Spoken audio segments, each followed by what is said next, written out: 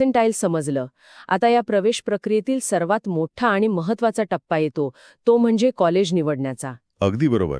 तो सर्वात कळीचा मुद्दा आहे. भारतात आजच्या घडीला 9,000 पेक्षा जास्त इंजिनिअरिंग कॉलेजेस आहेत, ज्यात तब्बल 15 लाख सीट्स आहेत. पण यातली गर्दी आणि गोंधळ इतका आहे की खरंच चांगलं कॉलेज कोणतं हे कसं ओळखायचं? त्या 15 लाख सीट्सपैकी फक्त 10% म्हणजे साधारण 1 ते 1.5 लाख सीट्सच खऱ्या अर्थाने ए ग्रेड किंवा उत्तम श्रेणीतील आहेत.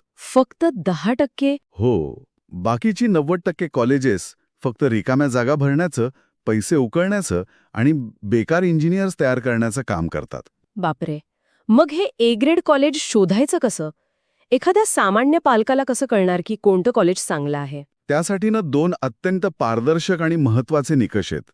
पहिलं म्हणजे केंद्र सरकारचं NIRF रँकिंग. हं, हे रँकिंग अनेक बाबी तपासून दिलेलं असतं. हं. आणि दुसरं म्हणजे त्या कॉलेजचा कट ऑफ.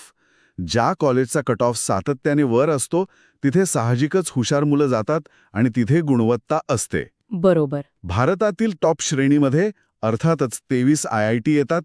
त्या खालोखाल बिट्स पिलानीचे 3 कॅम्पस, 31 NIT, 27 IIIT येतात. आणि महाराष्ट्रात?